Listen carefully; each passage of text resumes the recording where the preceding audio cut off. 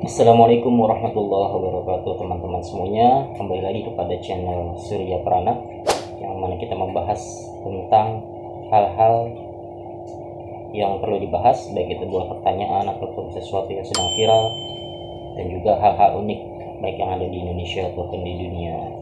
Nah, saat ini saya akan membahas tentang hal yang unik yang ada di Indonesia. Indonesia ini dikenal dengan memiliki dua ras manusia. Kita semua tahu bahwa ras manusia ini itu tergolong menjadi empat, yaitu ras Kaukasoid, kemudian ras Mongoloid, Negroid, dan Australoid ya. Jadi ras Kaukasoid itu adalah ras yang mendiami wilayah Eropa dan juga Asia bagian utara. Nah, begitu juga dengan Mongoloid. Mongoloid ini adalah mayoritas ras yang mendiami wilayah Asia, baik itu Asia Timur, Asia Selatan, ataupun Asia Tenggara. Nah, kemudian ada ras Negroid. Ras Negroid itu adalah ras yang mendiami wilayah-wilayah seperti Afrika. Nah, yang satu lagi adalah ras Australoid.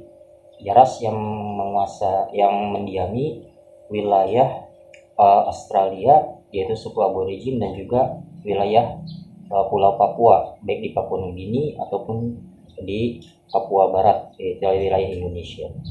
Nah, di Indonesia sendiri itu ada dua ras yang besar, yaitu ras Mongoloid dan juga ras Australoid. Kemudian Indonesia juga terdiri dari suku, ya kan? Bahkan di dalam Badan Pusat Statistik dikatakan bahwa Indonesia ini tercatat ada 1.300 lebih suku, tepatnya 1.370 suku dari Sabang sampai Merauke. Saya sendiri juga nggak tahu itu nama-nama suku, banyak mungkin yang kita tidak ketahui ya.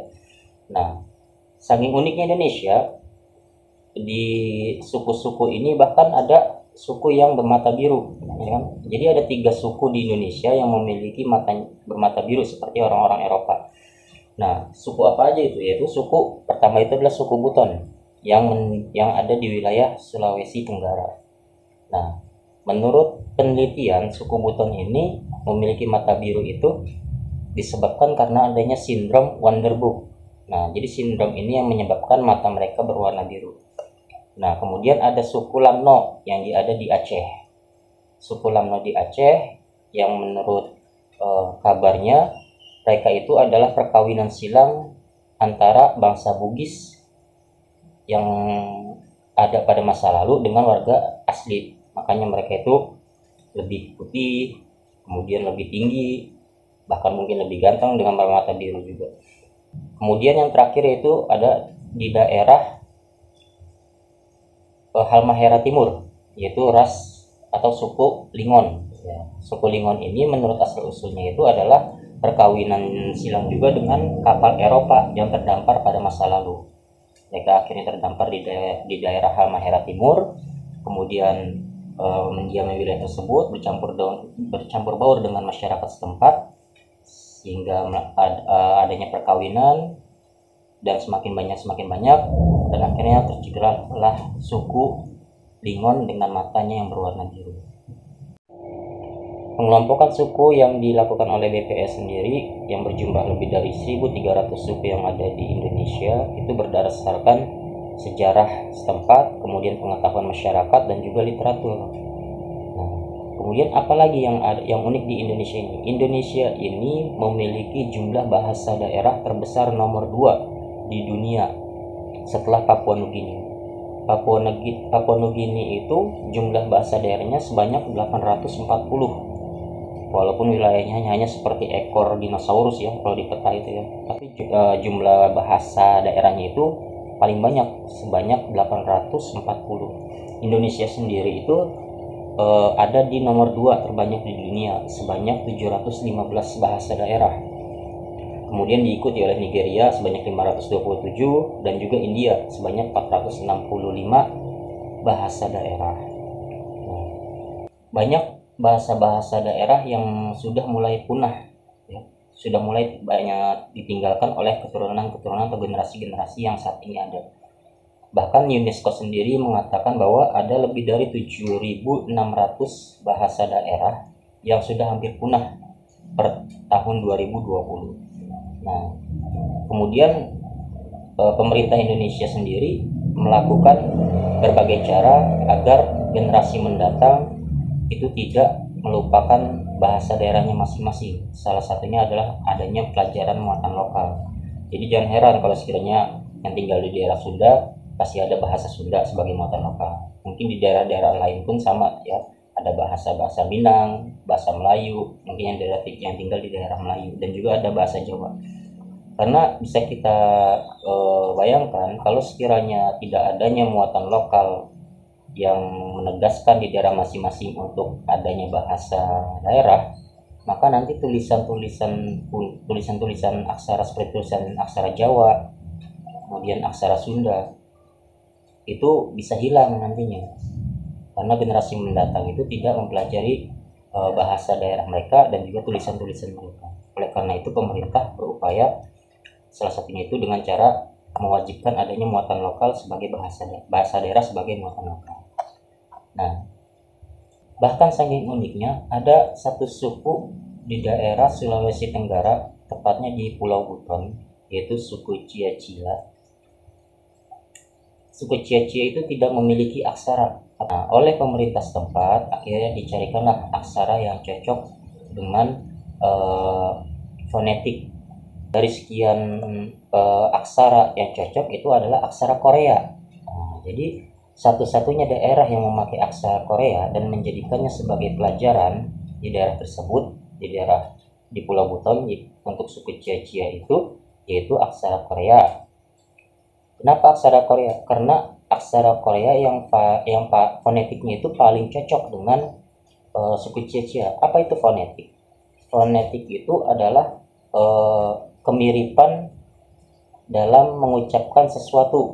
Jadi di Pulau Buton itu suku Cia-Cia tidak memiliki aksara, akhirnya oleh pemerintah setempat dicarikanlah aksara yang cocok dari aksara Jawa, kemudian aksara Arab.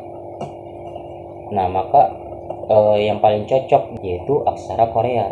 Makanya di daerah sana setiap jalan kan pengumuman pelang-pelang pemerintah dan lain sebagainya itu selain ada tulisan bahasa Indonesia, ada juga aksara Koreanya di bawahnya. Di pemerintah setempat memakai aksara Korea yang bernama aksara Hangeul untuk dipakai oleh suku Cia-Cia. Indonesia juga memiliki keunikan hayati dan juga satwa ya. Fauna dan flora di Indonesia itu sangat unik. Salah satu contohnya itu ketika ada hewan yang mendiami wilayah Bali, maka di hewan-hewan di wilayah Bali itu secara insting mereka tidak bisa menyeberang ke wilayah Pulau Lombok kalau nggak salah, wilayah Nusa Tenggara Barat.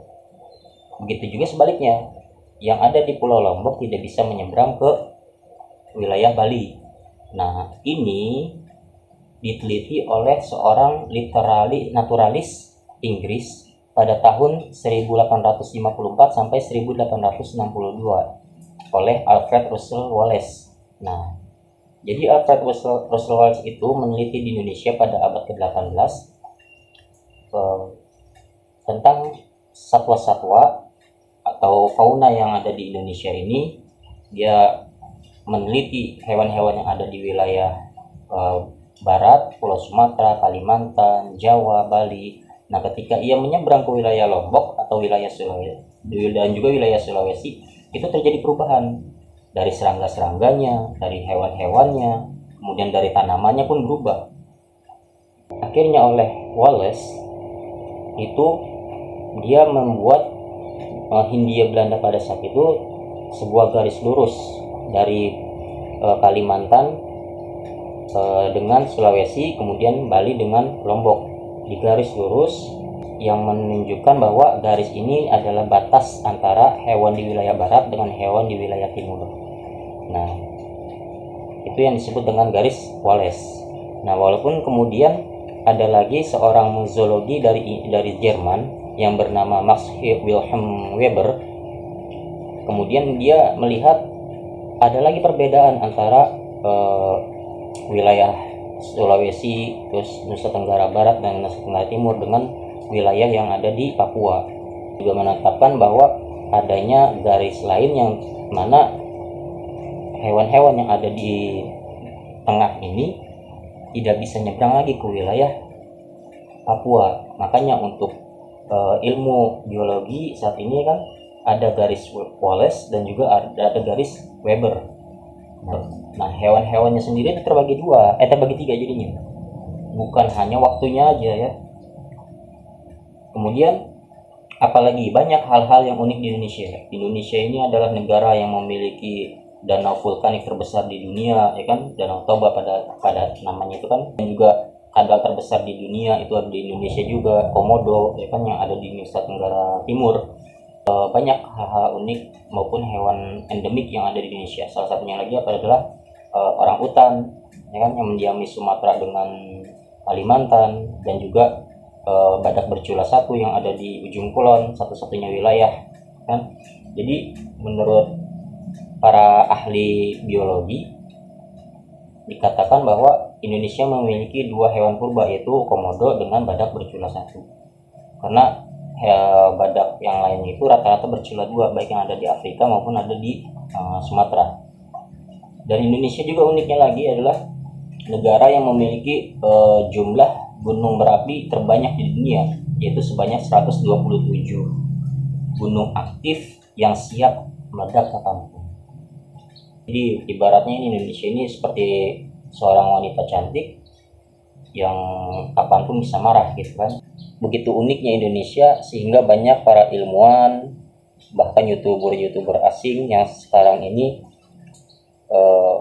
datang ke Indonesia untuk meneliti dan memahami budaya yang ada di kita, dan tentunya untuk mencari subscriber sama seperti saya. Oke, kita lanjut ke episode selanjutnya.